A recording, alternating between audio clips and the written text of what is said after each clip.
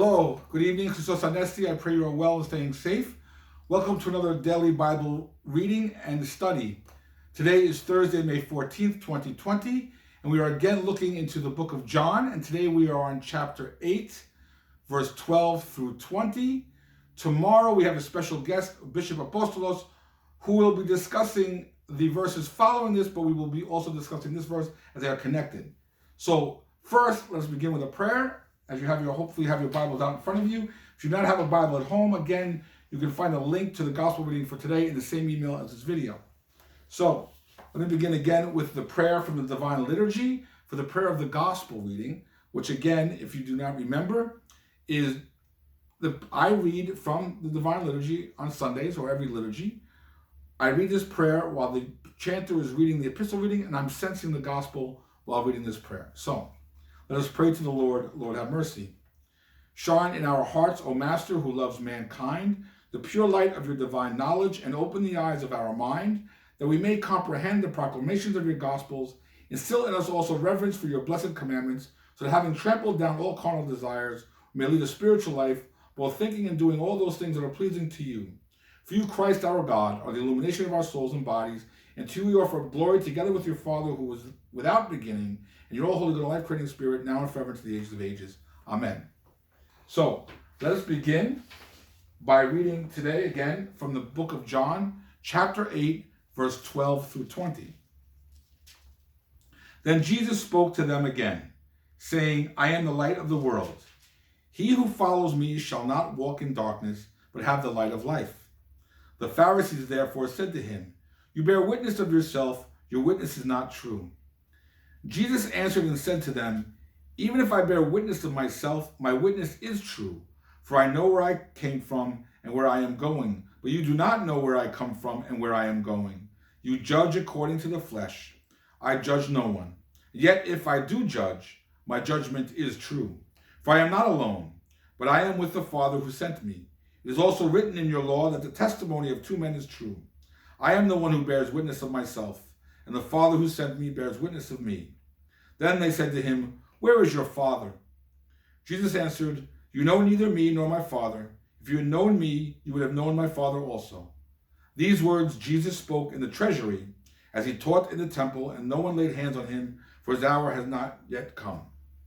So, again, as normal or as usual, I will just want to kind of give you the setting and the context of where we are in the gospel. So, firstly, today I'm going to give you just some ideas of when this is taking place, who the people are involved in it, in this particular reading, and which is also the same reading as tomorrow, because today's reading and tomorrow's reading are connected. Bishop Apostolos will speak to us more about that.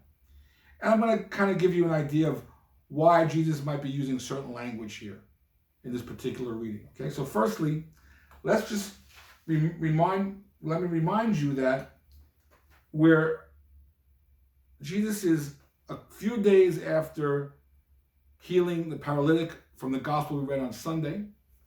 From that time when Jesus healed the paralytic, he healed on the Sabbath, right? And he called himself the Son of God. The Jews there are now out to kill him. They're plotting to kill him because he broke these two laws. It's said in the gospel, two reasons. A, because he healed on the Sabbath, and B, because he called himself the Son of God. He made himself God. By calling himself the Son of God, he made himself God. So we have this now happening. The Pharisees are looking to get him. The Jews from Jerusalem are looking to get him. After the paralytic, chronologically speaking, Jesus goes to Tiberias and he feeds 5,000 with the 5 loaves and 2 fishes. Great miracle. After that miracle, he goes across the sea, where at that time he walked on the water, right? Over to Capernaum, near Galilee. The people from the miracle of the 5,000 followed him over the next day. They looked for him. They found him teaching in the temple. And he taught them and spoke to them. And many were believing along the way.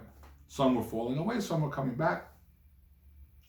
So now we have then this Feast of Tabernacles, where Jesus decides not to go to the very beginning because he doesn't want to provoke any kind of problems with the local government or the local people in charge. He doesn't go from the very beginning, so it doesn't drag a crowd along with him. Doesn't make a big to-do about it. So he goes around the middle of the feast, and that's where yesterday we read Jesus was there in the middle of the feast around the 4th day or so, preaching in the temple.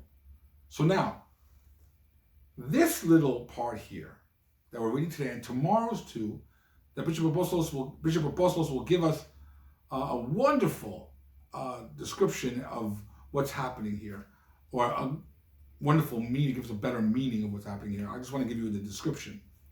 So we have to go back to the beginning of chapter 8 just to kind of give you what else is happening here, okay? It's early in the morning. It says Jesus comes out up to the Mount of Olives early in the morning, the gospel says, to teach in the temple. All right? Now, what happens? So Jesus is teaching them, of course, a crowd of people there. We don't know, we're going to assume, at least a few dozen, right? The people who know about Jesus, he's already been teaching the day before. Now it's early in the morning, right? Probably, I'm going to say, somewhere close to dawn. Not quite light yet, okay? And I think that would be early in the morning when they start to do things like that, right? Now, it says that the Pharisees, this is at the beginning of chapter 8, right? The Pharisees bring a woman to Jesus and put her in the middle of everybody, it says, in the midst of them. And now says to Jesus, this woman has committed adultery. She has broken the law, Moses' law. And Moses told us, gave us this law that if someone commits adultery, they are to be stoned. What do you say about this? So Jesus, he ignores them. In the gospel, it says he knelt down and drew something in the ground. He drew something on the ground. And after the Pharisees kind of harassed him about this, he finally got up and said, okay, fine. If there are any of you who have not sinned, go ahead, throw the first stone. And they were quite upset. Can you imagine? I'm sure the people around there were saying, probably gasped, oh, because I'm sure the people didn't believe the Pharisees were sinless. And he rebuked them and he outwitted them. And the gospel says one by one, youngest to oldest, they left. They left. They left away ashamed, outwitted. The people must have been sure there were some chuckles there. There must have been. Well, oh, wow, look what he did.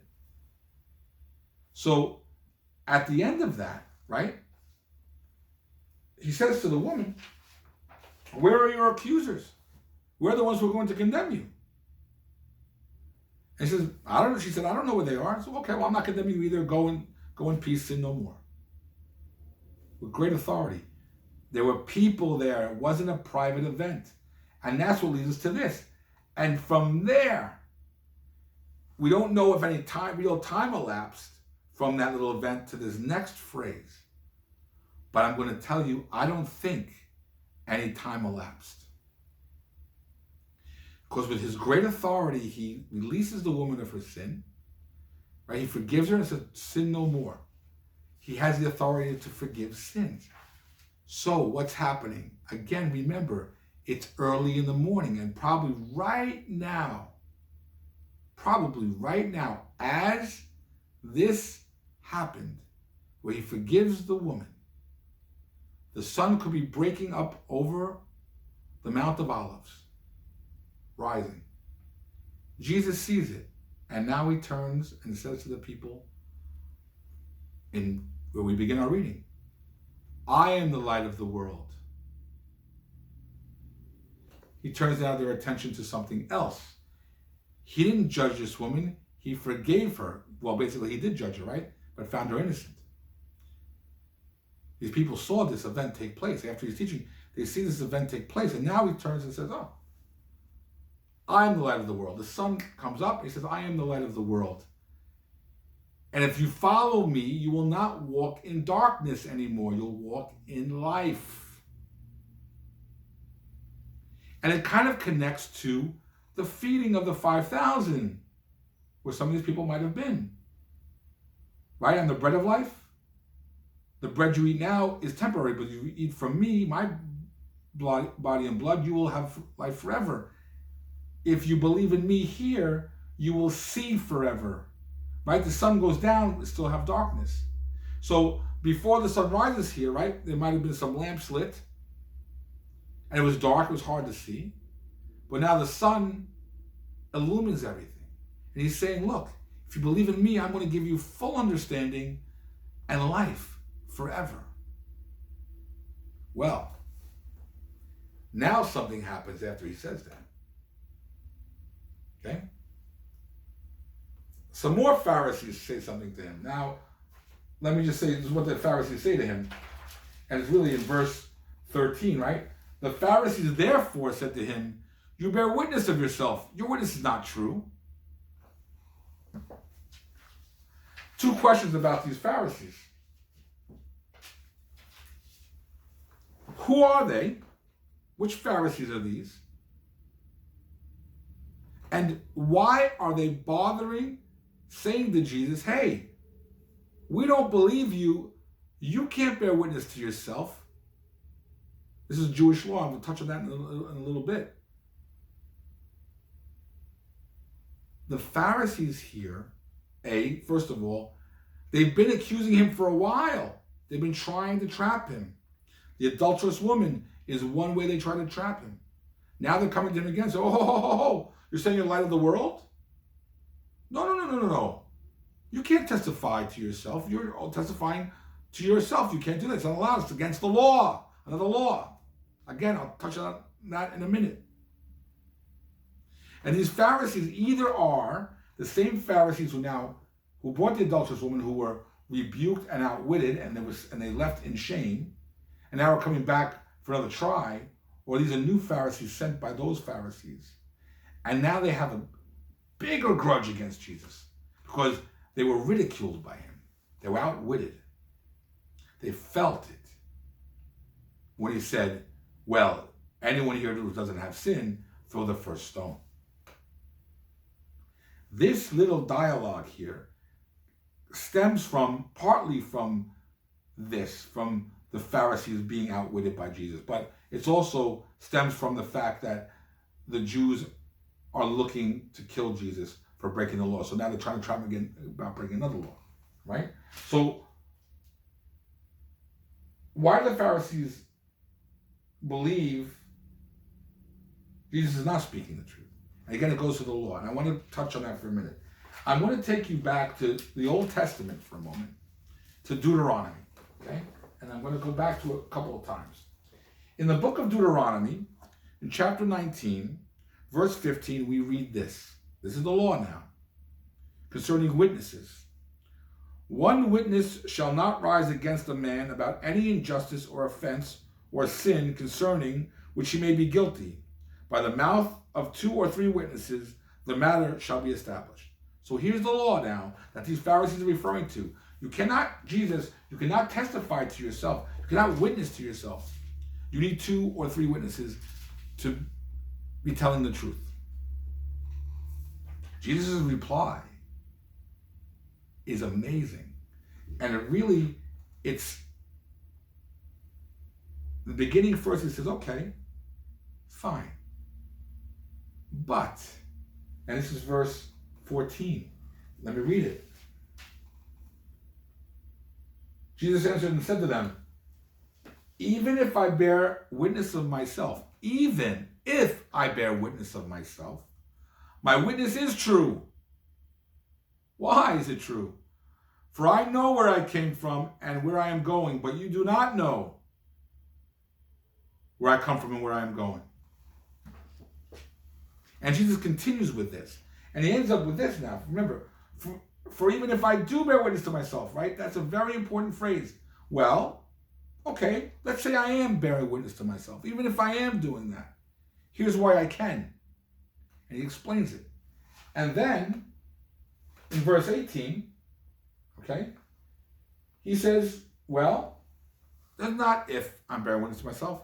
I am bearing witness to myself. and I can, and here's why.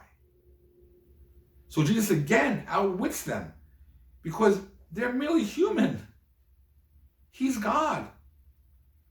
He can testify to himself because, well, he is the law. He gave the law. He created it all. He created us. He created everything. So Jesus is, again with the adulterous woman, right? All right, if that's the law, and none of you have sinned, stone her, because that's the spirit of the law. And that's what Jesus is concerned with. That's what John is concerned with. It's the spirit of the law. Again, well, let's say I am testifying to myself. Well, this is why. And because of this, I am testifying myself because I can. I am God. That leads me to this last question. What is the overall message here in today's gospel reading? And, well, I'm going to let Bishop Apostolos say most of that tomorrow because it's just a beautiful message that we pre-recorded today. However, I'm going to say this. Jesus' incarnation, Jesus' teaching and healings and raising from the dead, his passion, crucifixion, resurrection, and ascension, and his coming again, all of this is his testimony to us. But I say something to you. That is not what we need. We don't need proof. We need the desire, as I said yesterday, and the faith to follow him, to follow that light.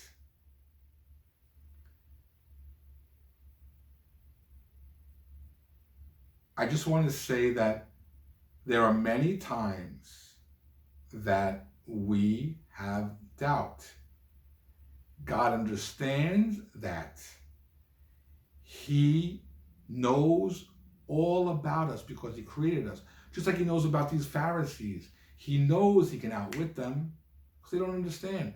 The Jews, many Jews will believe in Jesus as he does these things and teaches. And like I said yesterday, the people are marveling at his words. And when we study the Bible every day, and it doesn't have to be this in-depth. You don't have to look things up. Read it. Contemplate it. Think about the message it gives you. If you have questions, call me, another priest, another scholar, someone you think, or look it up if you can. But try and stick with the priests and the scholars, the Orthodox scholars who know more about the Orthodox understanding of this. But keep in mind that Jesus Christ loves each and every one of us, understands us. He became human, right? And suffered more than any one of us will ever suffer. Believe me, hanging on a cross is not a way we want to suffer because it encompasses all of us, of our suffering. Anyway,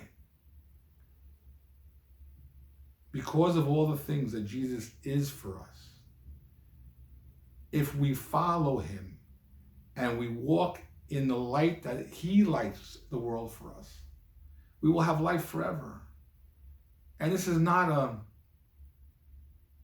poetic thing here, metaphorical, figurative kind of speech. This is factual speech. I'm telling you, if you don't believe me, try it.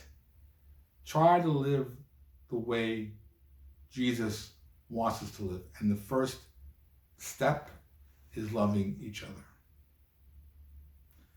That's what today's gospel reading, tomorrow's gospel reading, all the gospel readings are about. How we follow Jesus. May God bless you. May you have a good evening. Remember, God loves us all. Christos Anesti. Thank you.